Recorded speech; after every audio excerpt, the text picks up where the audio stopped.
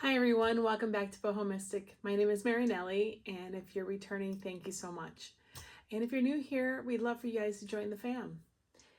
So I think today's video is going to be a lot of introspection. I started doing a reading for myself, and I really felt like it was something that I wanted to share, and I was being guided to share. I think you can tell by the title that I've been feeling inundated, I think it's a great word, with a lot of energy, a lot of competing energy, a lot of competing emotions. And I don't think that I'm unique in the collective. I think that we are all doing that. I'm not an astrologer, but there are so many amazing videos up on Neptune going in retrograde in Pisces, and how we may all be feeling more lethargic, spent than before, needing rest, succor. And I think that that's true. And I think we get pulled in a lot in the idea that we need to call in our energy and move on. I don't think it really works that way. And maybe not as quickly as sometimes it is said. Because, I feel like we're doing death and rebirth simultaneously. How can you be withering, releasing, surrendering painfully a lot of the times to a past, to something that defined you potentially, and welcome in the new without having an adjustment period? And I think that the energy, yes, is like that right now. Not from others, but I think we have the energetic push and pull, the energetic frequency that's pushing and pulling at us at the same time. And I think that we can get caught up in not being able to, we can get stuck not doing either really well. The death nor the rebirth. It's kind of like we're in stasis. Or we think that there's a time limit. Or we feel so pushed and hurried to move on, or so pushed and hurried to be at your post, right, for the next round, that I think that we're not truly processing what's going on within ourselves. Speaking for myself, I'm not one to take it easy when I think I should. Like take a nap if I'm really tired, or go to bed early because I'm trying to hold out to a certain time, or try to be there for someone, and that becomes priority over something that I should be doing for myself. And I think that we all fall into that boat a lot, especially if you're an empath, if you feel other people's needs very poignantly. I think that we can lose ourselves. And I think that's where figuring out truly what emotional baggage is yours and not yours. And I know that there have been people talking about this. But I think that it's not as easy as calling back your power and building up boundaries, because we are social creatures, and a lot of our emotional ties and emotional wounds are tied up with other people. And we are in a lot of symbiotic relationships in our lives. And we're supposed to be, and it's beautiful. I may be the only one saying this, but I do think that relationships are living and breathing, and we need to tend to these relationships. You can show up absolutely in your holy form self, but I don't think that means that we don't have a responsibility to the other person, nor for nurturing that kinetic energy, that energy between us. I don't really know where this is going. Let me go over some of the cards that I pulled out for me. Trying to unearth, how do I let go and receive at the same time? Because that's what I've been feeling I've been asked to do, or I feel that I should be doing. And it's really difficult. And I think that we're doing ourselves a disservice in pushing that agenda upon ourselves. And introspection and processing wounds, old or rather fresh, does not do us a disservice. It is necessary. And yes, there is something said about getting stuck emotionally in a place, in an emotional loop that will be very difficult to break out of again. Yes, that's absolutely a possibility.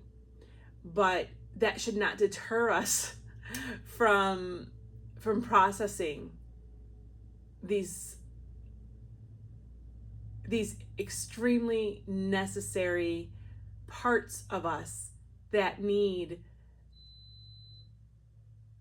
not only tender, loving care, but healing.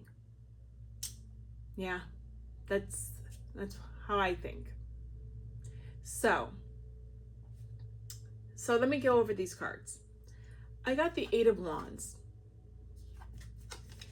the 5 of Swords, and the 10 of Pentacles. And I thought, yeah, that's exactly, I love tarot. I love divination, period, but there is something about cartomancy that just says it like it is. And that's exactly what I've been feeling. I feel the overwhelming energy, energetic ties, frequency, demands, whatever and however you want to explain it. And with the 5 of Swords, all I kept seeing and feeling immediately was, I'm not doing anything right. I feel like I'm failing at both sides, right? Death and rebirthing. At death and rebirth. It's like one or the other is going to suffer. One or the other is not going to be given the attention that it fully needs because of this push and pull that I feel. And then, of course, the 10 of Pentacles is me trying to reach my 10 of Pentacles.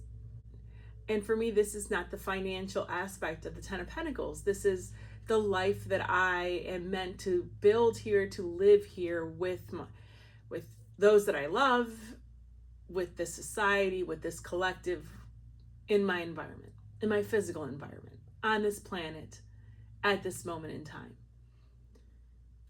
So I am trying to do that as successfully and as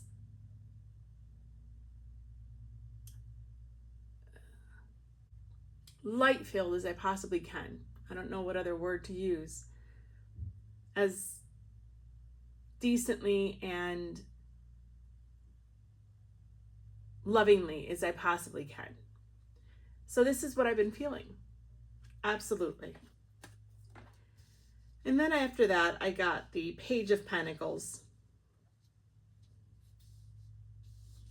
the 8 of Cups, and then the 4 of Swords. And it made me laugh because I was the 4 of Swords yesterday. I just knew that I had to unplug. And I don't think I even knew. I mean, I physically was just done. I was done. So I have the 8 of Wands with the Page of Pentacles. And this is kind of how I feel. A lot of energy coming towards me as a page. Whereas I may have seen myself in the past as a king, queen, whatever. I am definitely feeling the newness of this burgeoning new world order, if you want to call it that, the changes that are upon us in our society. I am an American.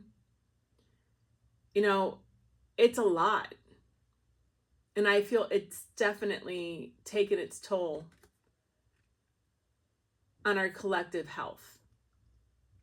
So, yeah, I definitely see myself as a page of pentacles right now. It's like finding sure footing again and figuring out how to achieve that 10 of pentacles, how to get there. And I think I need to redesign my map, my path forward. Yeah. This 5 of Swords goes with the 8 of Cups. And this is me choosing to walk away from feeling the demand or the pressure to have to do both death and rebirthing at the same time. Number one. Number two, well. Neither needs to be perfect, but I can give enough attention that is due to each side of that coin. And I don't need to skimp on one side or the other. Or if I decide to focus on one or the other a little bit more, I'm not going to feel bad about that. I need to follow my intuition when it comes to this. And that's what the 8 of Cups is. It's telling me that I need to follow what my heart is saying, where I'm being heart-led. Even if it's taking me away from commitments that necessarily weren't on the chopping block. That's interesting. Even if they're love-filled and they were very fulfilling at one time in my life. It's realizing and accepting and knowing that they've served their purpose. Yeah. And of course, just like I was showing, the 10 of Pentacles with the 4 of Swords. And this is definitely me. I voluntarily downgraded from the 5 to the 4. And I am happy to do so. Then I was clarifying these, and I got the Page of Wands, the Queen of Pentacles, and the Knight of Pentacles. This is definitely me wanting to ground myself, to nurture myself and those in my life that I love and am in healthy symbiotic relationships with. And in the end, it's me acknowledging that I need to have some fuel, right, to get me through. But it's slowly giving it gas, slowly giving me gas, not flooding me, not flooding the engine. You know, take a page from the Knight of Coins, the Knight of Pentacles. And at this time right now, I don't know if it's going to be for a month, if it's going to be for the remainder of the year, if it's going to change radically in the new year, as everyone is saying, with the new astrological changes. But it's me knowing that I want to be the Knight of Pentacles.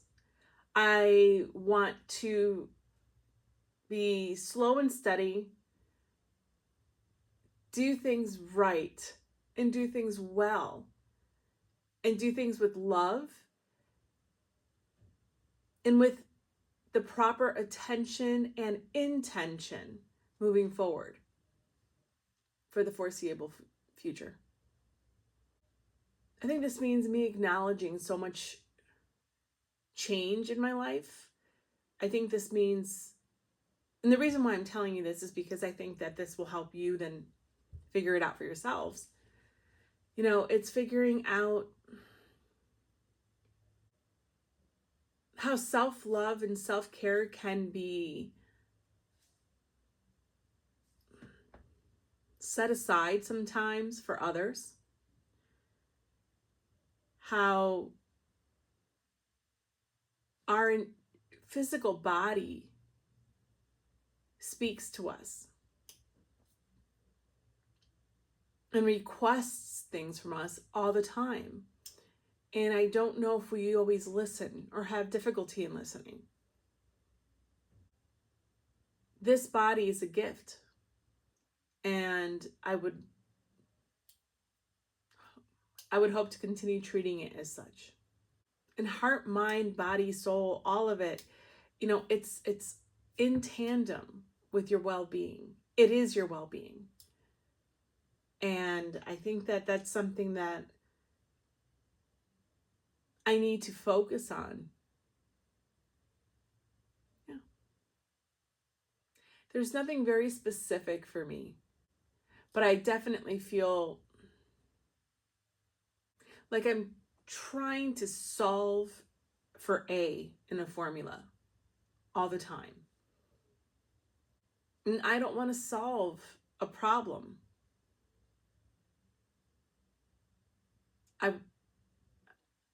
I choose to live organically through the emotions. I choose to live organically through the energy. I choose to be one with the universe. I choose to swim and ground and fly and climb, and I choose to do them all at once. It's the ever-presence I discussed in one of my readings. And I choose to honor me. Because in turn, that does honor those around me. But ultimately, I do choose to imbue myself into the collective, into this world, into the relationships that feed my soul, into the light. I willingly give my light to the greater good. But I know that it does not need to disempower me and disembody who I am personally. Again, it's an ever presence, and that is what I'm striving for. Maybe that's what it comes down to. So I pulled out the big guns. I pulled out the Reclaim Oracle, and I had several fly across the desk here. I haven't taken a look at them yet. At the bottom of the deck, we have detachment.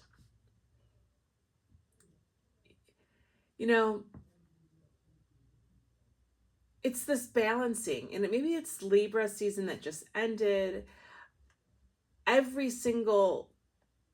Almost every single reading I've had, the Justice card has come up.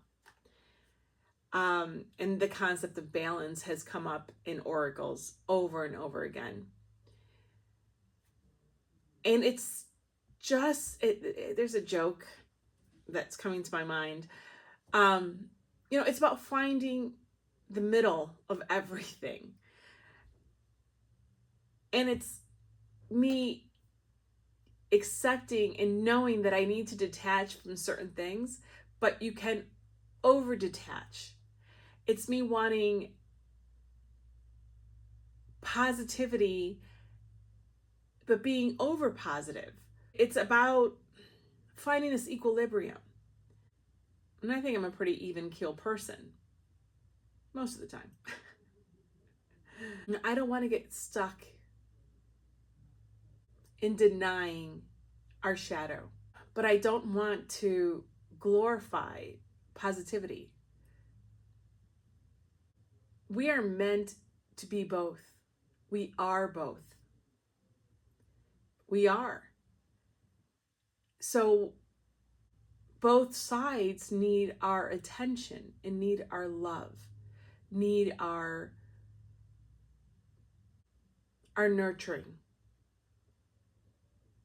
And I know that there are many who will disagree with that. Okay. And that's okay. That integration, that harmony between both, I think truly is the magic sauce in all of this.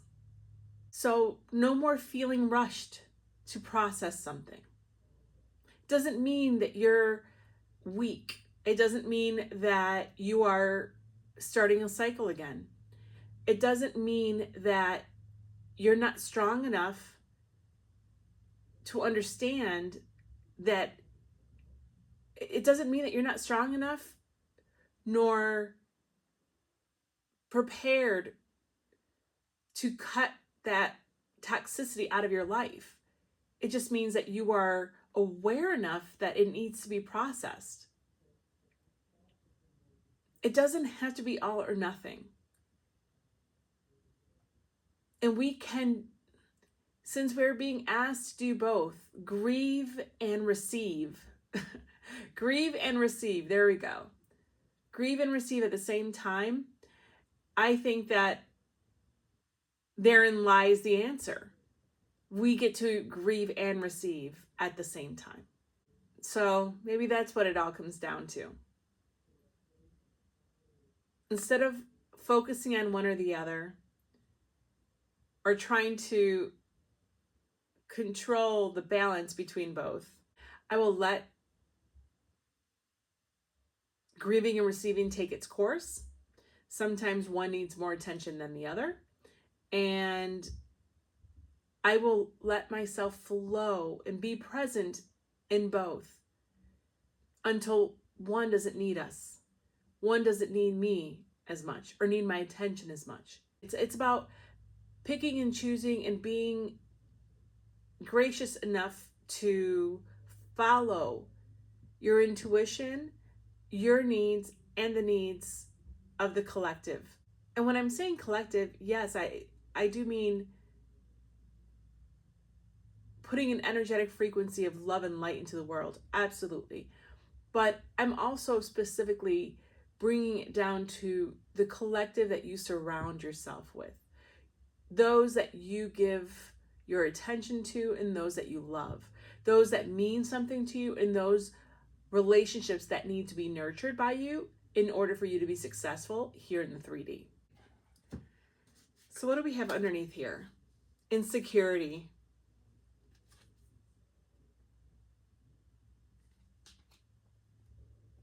Desire.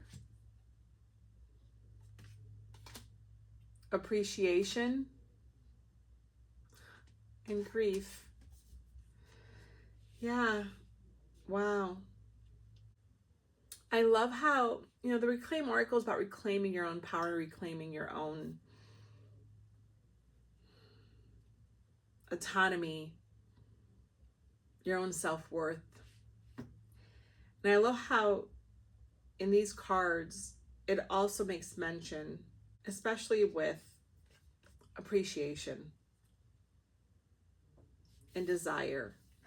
It's not just us. And I think that that's been made very clear to me. For as much as our spiritual path and our desire to ascend is deeply personal, I hope we don't lose the fact that we are molded and impacted by those around us.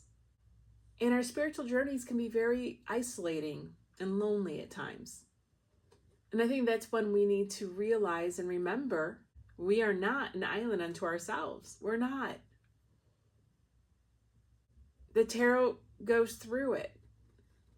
We have the Two of Pentacles, we have the Lovers, we have the Two of Cups, we have the Five of Wands, the Five of Swords. We have the Ten of Pentacles. It's all about coming in union and communion with others and how we balance ourselves in order to fully appreciate and receive the gifts of what that brings, what wisdom relationships with others brings to our lives. So reclaim yourself, but it's also reclaiming your place in this world.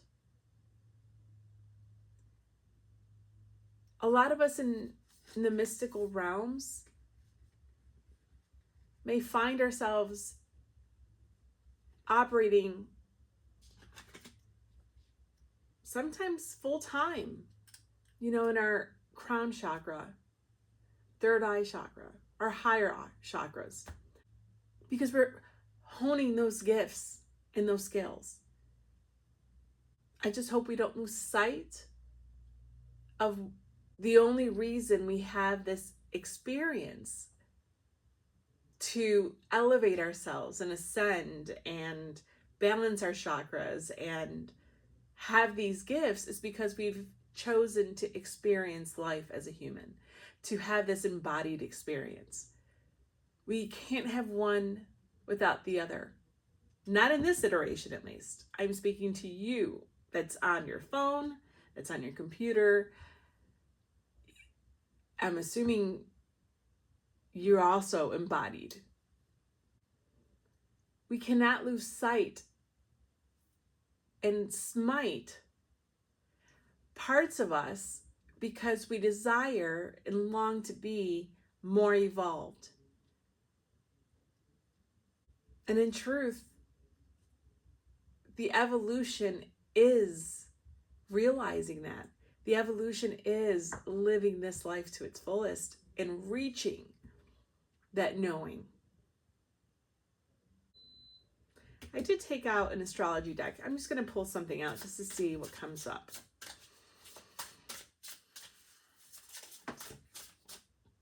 Venus.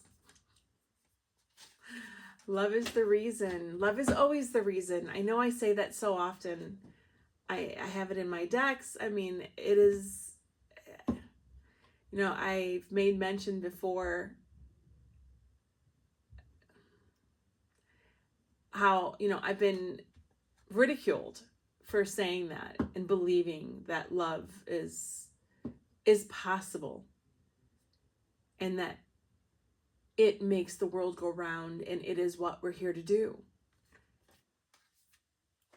Scorpio. Oh my gosh. Venus and Scorpio underneath the deck. Well, I'm so grateful. I am truly grateful, Spirit. The enigma with Scorpio. I think I'm experiencing an enigma. I'm going to put this video up. If it starts a conversation, I would love it. Maybe a lot of you are feeling the same way. I did feel very called to film once I started the reading. I didn't want to, not in the beginning. I wasn't planning on doing this. This was my reading for me before I started the day. Knowing full well that I needed a little hand holding and energetic hug. And what was coming out was clearly how I was feeling, and that's when I knew I had to discuss this. So, find that balance. Not too much, not too little, right? It can't be all about the other, and it can't be all about you. Let's not let ourselves get lost in the shuffle or put off taking care of ourselves and say, I will after, or I still need to do this, or I really shouldn't focus on that because I don't want that area to expand in my life. If you're being called to it and Spirit's speaking to you and it's at the forefront of your mind, it may be better just for you to acknowledge it, potentially feel whatever emotion that is rising to the surface and then release it. Because by you suppressing it, it's not going to go anywhere, and it's only going to start bubbling up at times when it may make things uncomfortable. Grieving and receiving. I think that's what we're all doing, or that's what we're trying to do. Or we're trying to hurry up and grieve so that we can receive. I think that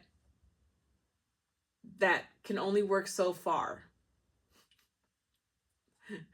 At least for my personal experience. I think this season, Scorpio season, is going to be very interesting. I am making myself a priority. I ask you to do the same thing.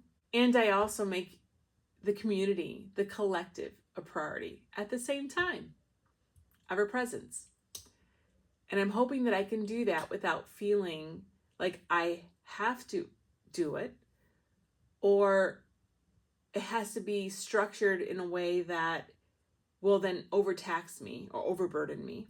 I don't want to allow myself to feel like I'm failing at doing it all, because I'm clinging to this idea that everything has to be done so specifically that I let the perfect be the enemy of the good. And I don't want to do that. I hope that this video starts a conversation. I hope that this video sparks something within you that also helps you. I know it's helped me. I am really grateful to have this platform, to have this opportunity to speak to like-minded people. Even if it's 3, 13, 30, I don't really care how many people watch this video. Because in the end, I know that its final destination is who it's meant for. And that makes me very happy and very complete.